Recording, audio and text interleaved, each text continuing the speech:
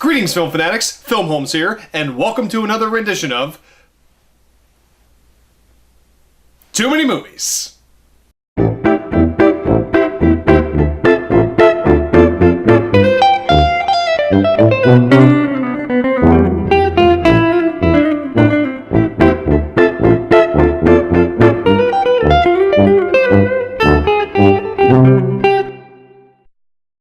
So in continuing with the Halloween spirit, I'm going to review a movie that I said a few videos ago that I would try to review this month if I could, because it's technically the prequel to one of my all-time favorite movies by one of my all-time favorite directors.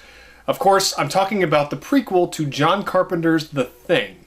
Now, when this movie came out, it really wasn't a big hit, and it wasn't a critical success either. And really, it came and then it was forgotten. But should it have been? I mean, is it really that bad, or were people just judging it too harshly because they were thinking about John Carpenter's The Thing so much, which over the years has gained legendary cult status and is now considered a fantastic film. And like I said, one of my all-time favorites. So I'm going to do a quick review of a movie I feel maybe shouldn't be shit on as much as it has been shit on. So, like I said, I'm going to talk about The Thing. Let's get to it.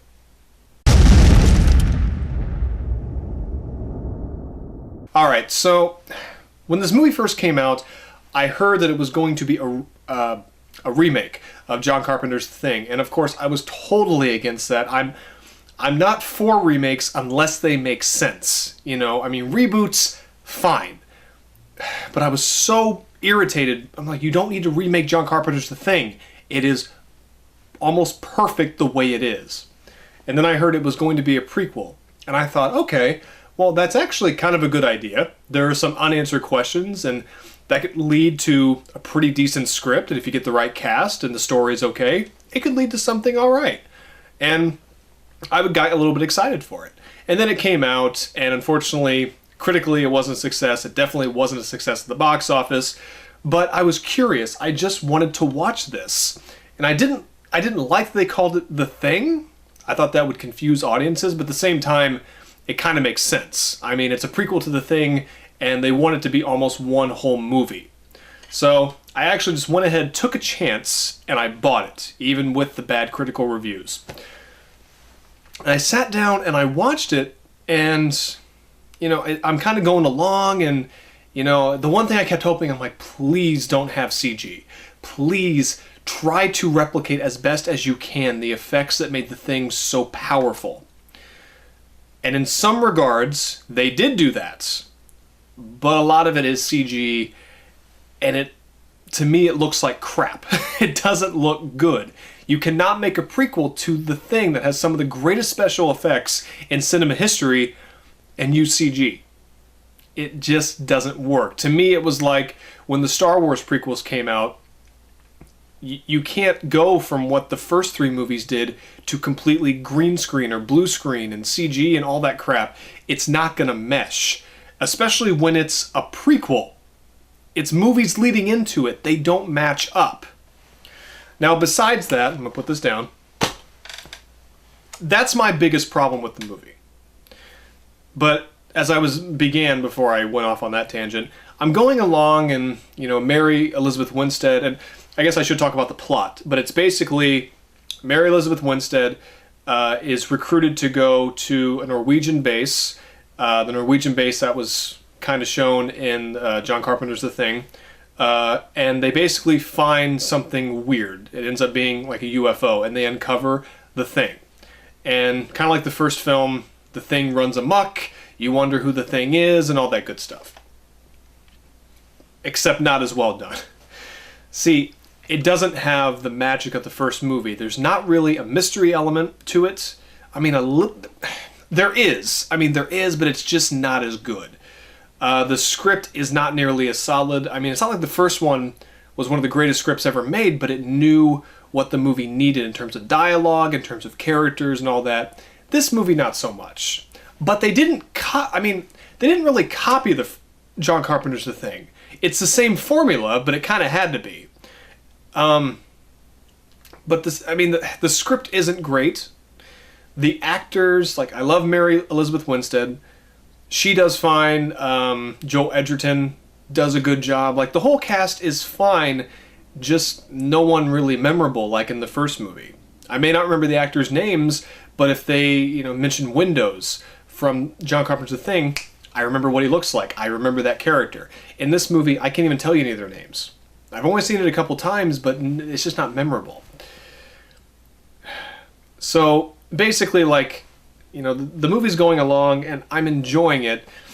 It gets to a few scenes that kind of made me go, oh, like, a little bit scary, but there's no tension, like in John Carpenter's The Thing. There's no tension, and I was getting a little bit bored, and movie kept going, and then it got a little exciting, and then, the Thing stuff started happening, and that was cool. And then the CG effects happened, and I thought they looked awful, and they didn't match. So, I mean, the script doesn't really do that great of a job. The cast is fine, but nothing memorable. The sets are good. When they do some real effects, it's not bad. That's actually pretty decent. It's just the CG sucks. But why did I say earlier that it's obvious I don't hate this as much as everybody else. I don't, and here's the reason why. It gives proper respect to John Carpenter's The Thing. They really do respect that movie. And it's obvious they tried so hard to make a prequel that would live up to the first movie, or at least try to, and they failed in that regard. But they didn't fail to the point to where it's a complete failure. It's a movie that wasn't needed, but we got it, so you can enjoy it. Like, it's an enjoyable movie for what it is. And I did actually enjoy it, because they do little things like why that axe was in the wall in the original movie. They recreate the sets of the Norwegian base perfectly. They did their homework. They did it perfectly. The characters, some of the Norwegian characters you see, excuse me, when they got actors to play those characters again, they match up. It looks like them. When they find the frozen body of the Norwegian base, it looks like the actor from the new film. The people in the helicopter, it looks like them. But they tried really hard to make a good prequel, and I respect them for that. They tried, they just didn't have the proper tools. The gods didn't come together to make this a fantastic prequel to a wonderful film. It just didn't happen. But I did not hate it, and I think the critics were way too harsh on it. I can kind of see why audiences stayed away, because John Carpenter's The Thing is not really mainstream. John Carpenter's never really been mainstream. But, it's not that bad, and I do recommend it for curiosity's sake. If you're a big John Carpenter's The Thing fan like I am, watch it. And if you hate it, I understand. I hate they use CG. It should have been all practical effects. That was the only way to go, but the direction is decent. The script is mediocre, but does the job. The cast is fine. There is some practical effects that are really good. It's a little scary at times. And I will say, the last 15, 20 minutes, I enjoyed a lot. And my favorite part of the whole movie, to me, what made the movie worth watching, is the ending. Because it leads directly into John Carpenter's The Thing, and it matches up perfectly. It really does. And when you hear that dun dun dun, dun dun dun, it makes you want to go watch John Carpenter's The Thing. So if this movie did anything right, it was that. But again, I don't think it deserves all the crap that it got. I really don't. But my rating for it, for The Thing, is a 3 out of 5. It's an average movie. Some people may rate it a lot lower. It's not great, but I thought it did a fantastic job of respecting The Thing and trying to tell the best story that it could. I just think it would have been better if other writers or another director took it over. It needed a better script. It definitely needed all practical effects. But for what we got, I do recommend it if you're curious. But if you never want to see it, I get that too. But like I said, 3 out of 5, it is not that bad.